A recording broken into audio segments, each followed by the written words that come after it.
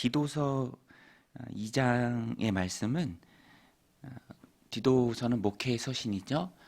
크레타 섬에 남겨둔 디도가 목양을 잘 할 수 있도록 바울이 보낸 편지입니다. 특별히 오늘 말씀에 보면은 진실한 가르침이 잘 담겨 있는데요. 진실한 가르침은 사변적이지 않죠. 구체적인 행위를 잘 말해줍니다. 복잡할 것도 없고요. 또 헷갈릴 것도 없습니다. 이렇게 하라라고 바울이 잘 말해줍니다. 특별히 오늘 본문에 보면 다른 성별 또 다른 세대에 대한 그런 구체적인 가르침이 잘 나옵니다. 성도를 지도할 때 필요한 것들이죠. 교회 공동체는 어린 아이부터 노년에 이르기까지 다양한 세대가 공존합니다. 그들을 향한 바른 가르침이 있고요. 또 중요한 것은 디도가 삶의 모범을 보여야 한다라는 것입니다. 내용을 이렇게 보면은요. 먼저 늙은 남자들에 대한 교훈입니다. 이제 늙은 남자들의 삶을 지도할 때 어떻게 해야 하는가? 절제와 경건, 신중함과 온전히 서는 것을 바울이 말합니다. 2절에 보면 늙은 남자로는 절제하며 경건하며 신중하며 믿음과 사랑과 인내함에 온전하게 하고, 절제와 경건 그리고 신중하게 행동하는 것, 그리스도인의 귀한 삶의 덕목이죠. 오래도록 연습해도 늘 새롭다라고 느끼는 덕목입니다. 절제, 경건, 신중함, 또 온전하게 서는 것. 성도가 하나님 주신 삶을 살아갈 때 완성은 없습니다. 예수님 죽을 때까지 닮아가는 것이고요. 또 바울처럼 앞에 있는 표대를 향해서 예수님 닮기 위해서 달려가는 것입니다. 어떻게 보면은 늙을 때까지 완전한 완성이 없는 것이 바로 절제와 경건 또 신중함과 온전히 서는 것입니다. 계속되어야 할 성화의 주제가 바로 이것입니다. 또 3절에 보면 늙은 여자들을 향한 교훈이 나옵니다. 늙은 여자로는 이와 같이 행실이 거룩하며 모함하지 말며 많은 술의 종이 되지 아니하며 선한 것을 가르치는 자들이 되고, 지도의 핵심은, 이 늙은 여성들에 대한 지도의 핵심은 거룩함입니다. 거룩함. 특별히 바울은 이 모함하지 말 것을 가르치라라고 말합니다. 디도에게. 모함하는 일은 타인의 명예를 훼손하는 심각한 죄악이죠. 심각하면 공동체를 분열에 이르게도 합니다. 성도는 허물이 있는 지체라 할지라도 그리스도의 사랑으로 덮어주어야 합니다. 판단과 정죄의 몫은 오로지 하나님의 것이죠. 그래서 내 입이 모함과 분열의 도구가 되지 않도록 우리는 늘 기억해야 합니다. 잠언은 입과 혀를 지키는 자가 자기의 영혼을 환난에서 보존한다라고 말씀합니다. 공동체 안에 늙은 여성들에 대한 바울의 디도에 대한 권면이죠. 이렇게 가르치라. 모함하지 않는 거룩한 행실로 하나님께 영광을 돌리라라고 말합니다.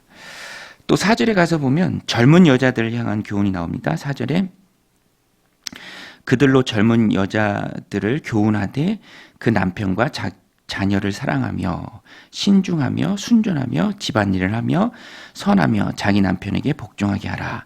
이는 하나님의 말씀이 비방을 받지 않게 하려 함이라. 가정의 대표자는 남성인데요. 가정의 중심을 지키는 사람은 여성입니다. 시대에 상관없이 가정에서 여성의 역할이 굉장히 크죠. 젊은 여자는 남편의 돕는 배필로서 또 순종하며 섬겨야 하고요. 또 자녀를 잘 돌봐야 합니다. 특별히 어린 자녀를 신앙으로 돌보고 양육하는데 특별한 사명감을 가져야 합니다. 여성의 섬세함은 가정을 믿음과 신앙 안에 돌보도록 하나님이 주신 귀한 은사입니다. 가정에서 젊은 여성이 아내와 엄마로서 바로 서 있으면 주님 안에 가정이 바로 서고요. 또 주님 안에 행복한 삶이 가능하다라는 것입니다. 내게 주신 귀한 은사 또 사명으로 알고 가정을 여성들이 힘있게 세워가는 것이 하나님 보실 때 아름다운 모습이다라는 것입니다. 또 6절에 가서 보면 젊은 남자에 대한 교훈이 나옵니다. 너는 이와 같이 젊은 남자들을 신중하도록 권면하되 범사에 내 자신이 선한 일에 본을 보이며 교훈에 부패하지 아니함과 단정함과 책망할 것이 없는 바른 말을 하게 하라. 이는 대적하는 자로 하여금 부끄러워 우리를 악하다 할 것이 없게 하려 함이라. 젊은 남자들에게 신중함을 잊지 않도록 권면하는데 특별히 지도자인 디도가 본을 보이라 라고 말합니다.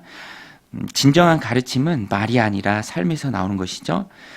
사람들은 들은 대로 하지 않고요. 본 대로 따라서 합니다. 그래서 가장 좋은 제자 양육은 삶으로 가르치는 것입니다. 그리고 9절에서 10절에는 삶의 신실함으로 종에 대한 권면이죠. 하나님의 교훈을 빛나게 하는 모든 일에 신실성을 나타내는 종의 모습이 있어야 한다. 9절에 보면 종들은 자기 상전에게 범사에 순종하여 기쁘게 하고 거슬러 말하지 말며 훔치지 말고 도리어 모든 참된 신실성을 나타내게 하라. 이는 범사에 우리 구주 하나님의 교훈을 빛나게 하려 함이라. 이렇게 바울이 디도에게 권면합니다. 그레데 교인들의 다양한 세대 또 다양한 삶의 모습들을 가진 자들을 교훈하라.